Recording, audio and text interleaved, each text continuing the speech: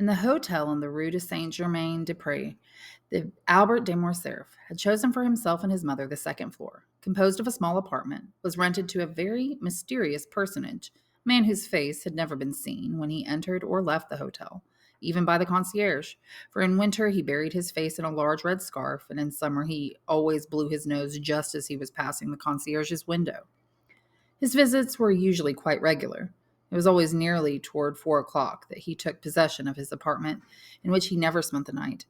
20 minutes after his arrival, a carriage would stop in front of the hotel, and a woman, dressed in either black or dark blue, but always wrapped in a flowing veil, would alight, pass before the concierge's window like a shadow, and mount the stairs without causing a single step to creak under her light footsteps. She was never asked where she was going.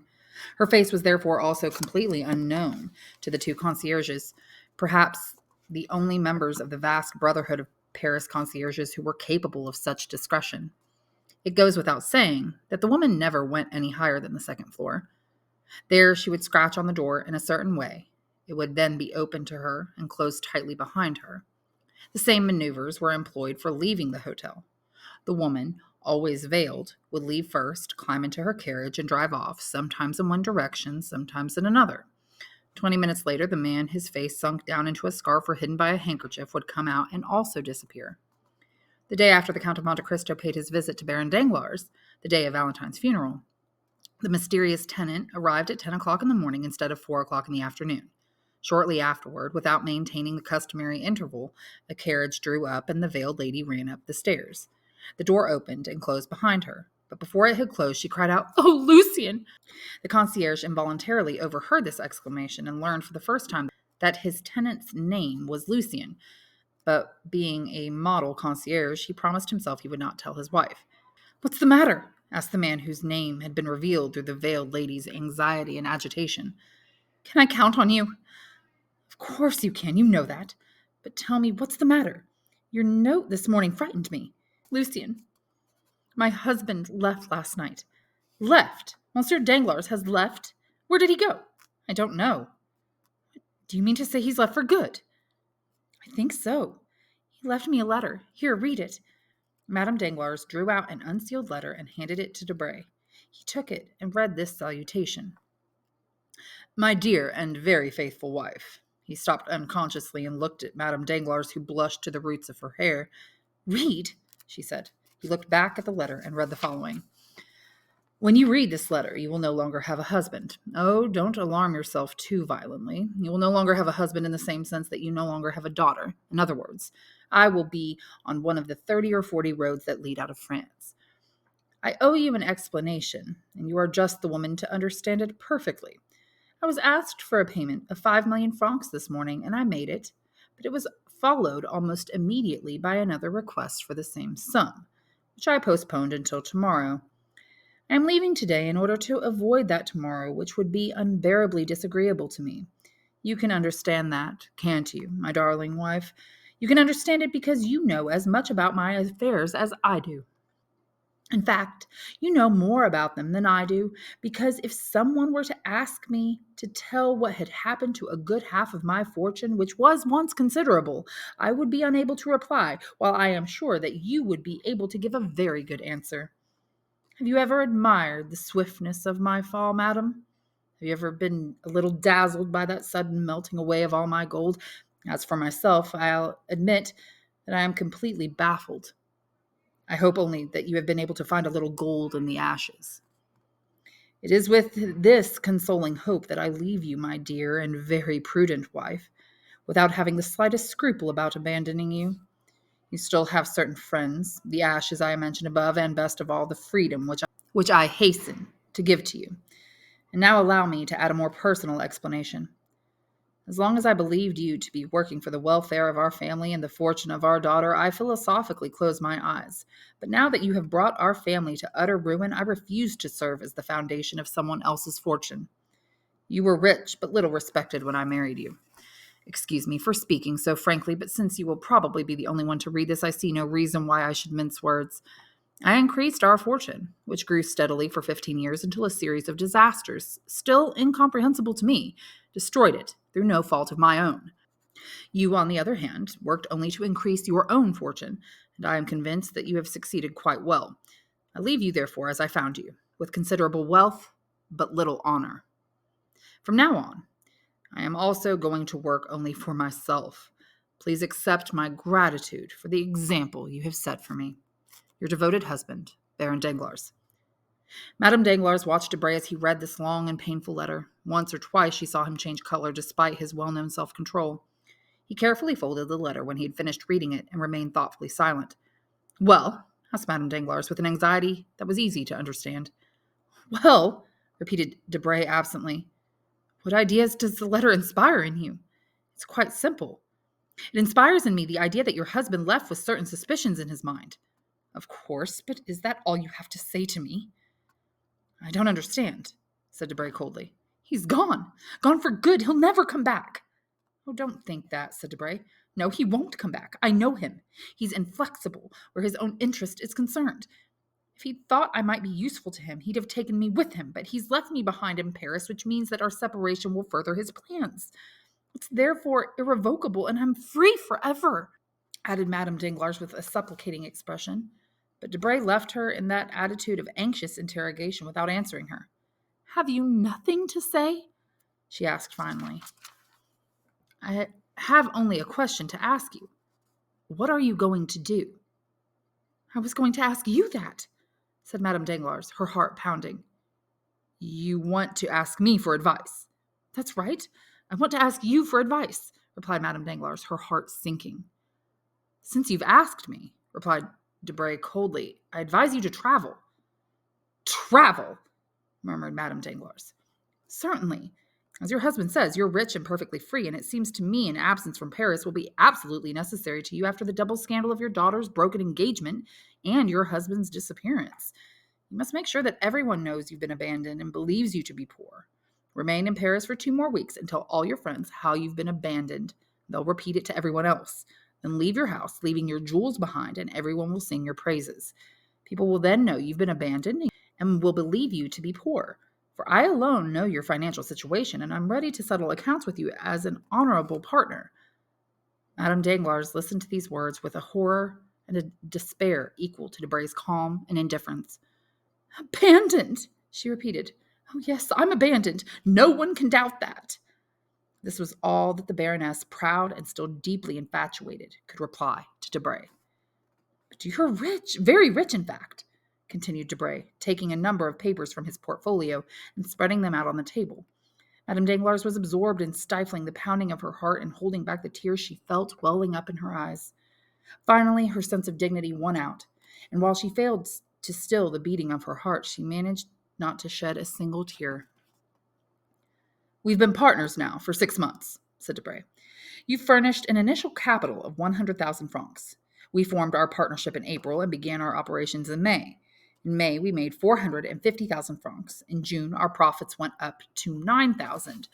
In July, we added 1,700,000 francs. That was the month of the Spanish bonds. At the beginning of August, we lost 300,000 francs, but on the 15th, we made up for it. Our accounts from the beginning of our partnership till yesterday show a profit of 2,400,000 francs, which makes 1,200,000 francs for each of us. Your money is here now, since I didn't consider my house safe enough or any notary discreet enough. I've kept the entire sum sealed in a coffer beneath this closet. I acted as my own mason for greater security. Now," continued Debray, opening first the closet and then the coffer, "here are 800 banknotes of 1,000 francs each, and here's a sight draft on my banker for the remainder. Since my banker isn't Monsieur Danglars, you can be sure the draft will be paid." Spread out on a table, that enormous fortune appeared rather unimpressive.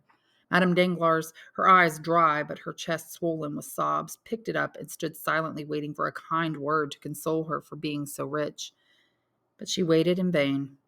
"Now," said Debray, "you'll have an income of something like 60,000 francs a year, which is enormous for a woman who won't be able to maintain a household for at least another year. It will enable you to carry out any whim that may occur to you." Madame Danglars raised her head, opened the door, and without any show of anger, but also without any hesitation, hurried down the stairs, scorning even to say goodbye to the man who allowed her to leave in that manner. Debray picked up his account book and carefully crossed out the sums he had just paid. Then he phlegmatically waited the customary 20 minutes before leaving. Above the room in which Debray had just divided 2.5 million francs with Madame Danglars, there was another room rented by two people with whom we are acquainted, Mercedes and her son Albert. Mercedes had changed greatly in the past few days. Her eyes no longer sparkled, her lips no longer smiled, and a constant confusion checked the words that had formerly flowed so rapidly at the prompting of her ready wit. It was not poverty that had broken her spirit, nor was it lack of courage that made her poverty burdensome, although it is true that she saw nothing but depressing objects around her. The walls of her room were covered with that gray wallpaper chosen by thrifty landlords because it does not show dirt easily. There was no rug on the floor. The furniture fairly cried out for attention to its shoddy attempt at luxury. In short, everything about the room was painful to eyes accustomed to harmonious elegance. As for Albert, he was ill at ease, embarrassed by a last remainder of luxury which prevented him from adjusting himself to his present condition. He went out without gloves, but found that his hands were too white. He went through the streets on foot, but found that his boots were too shiny. "Mother," said Albert, at exactly the moment when Madame Danglars was descending the stairs, "let's count all our wealth. I need to know the total in order to make my plans." "Total? 0," said Mercedes with a sad smile. "Not at all, mother. The total is 300,000 francs, and I maintain that we can both live quite well with that much." "Child," sighed Mercedes, "why, 300,000 francs is an enormous sum. I've already planned a miraculous future of eternal security with it. First of all, shall we accept that 3,000 francs?" asked Mercedes, blushing. "I thought we'd already agreed on that," replied Albert firmly. "We'll accept it, especially since it's buried in a garden in Marseille. We have enough money for both of us to make the trip to Marseille. I sold my watch for 100 francs, but that's not all. What do you think of this, mother?" And Albert took out a banknote of 1,000 francs. "Where did that come from?" asked Mercedes. "Listen to me, mother, and try not to be too upset. I enlisted in the Spahi yesterday. I realized that at least my body was my own, so yesterday I sold myself as a replacement. And I got more than I thought I was worth," added the young man, trying to smile. "I'll be paid 2,000 francs. So this 1,000 francs, that's half the amount, mother. I'll have the other half in a year." Two tears streamed silently down Mercedes' cheeks. "The price of his blood?" she murmured. "If I'm killed, yes," said Albert, laughing. "But I can assure you I intend to defend myself as ferociously as I can. I've never had a stronger desire to live than I have now. And besides, think how happy you'll be when you see my handsome uniform. I'll admit, I chose the Spahi regiment out of sheer vanity." Mercedes tried to smile. "And now, mother," continued Albert, "you're assured of over 4,000 francs. With that, you can live for at least 2 years. "Do you think so?" said Mercedes. The words escaped from her with such genuine grief that Albert realized their true meaning, and he felt his heart sink. Taking his mother's hand and pressing it tenderly, he said, "Yes, you'll live." "I'll live," cried Mercedes, "but you won't leave me, will you, my son?" "Mother," said Albert firmly, "you love me too much to want me to stay with you idle and useless. Besides, I've already signed my enlistment papers. Act according to your own will, my son, and I'll act accordingly to God's." "I'm not acting according to my will, mother, but according to reason and necessity. We're both in a desperate situation, aren't we? What is life for us in this moment? Nothing. And what is life for me without you, mother? I swear to you that if it weren't for you, my life would have ceased the day I rejected my father's name. But I'll live if you'll promise me to hope. If you'll place your future happiness in my hands, you'll double my strength. After I've joined the regiment in Africa, I'll go to see the governor of Algeria. I'll tell him my sad story and ask him to keep an eye on me from time to time. If he watches me in action, within 6 months I'll be either an officer or dead. If I become an officer, your life is assured, mother, because I'll have money enough for both of us and a new name that we'll both be proud of, since it will be your real name. And if I'm killed, well, mother, you can die if you like, and then our misfortune will have come to an end through its own excess." "Very well," replied Mercedes with a noble and eloquent look.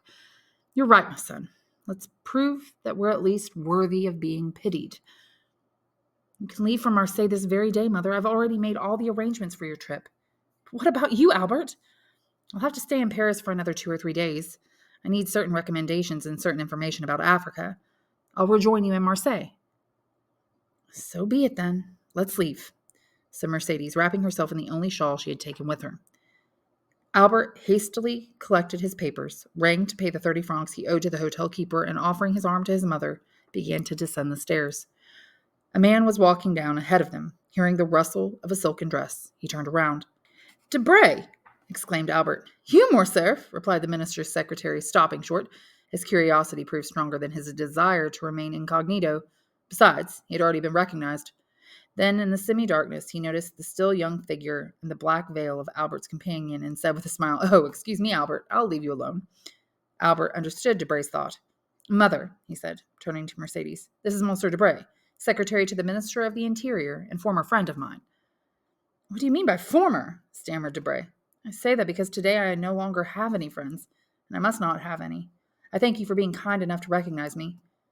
Debray shook Albert's hand energetically and said, "Believe me, Albert, when I tell you how deeply I sympathize with you in your misfortune and how glad I'll be to help you in any way I can." "Thank you," said Albert, smiling. "But in the midst of all our misfortune, we've remained rich enough not to have to go to anyone for help. We're leaving Paris with 5,000 francs over and above our traveling expenses." Debray's precise mind was little inclined to poetic comparisons, but he could not help reflecting that the same hotel had just held two women, one of whom, rightly dishonored, had just left poor with 1.5 million francs, while the other, unjustly persecuted by fate but sublime in her misfortune, considered herself rich with a few sous. The parallel disturbed him so much that he forgot his usual politeness. He murmured a few words of general civility and rapidly walked down the stairs. That day, his subordinates at the ministry had to put up with a great deal because of his bad humor.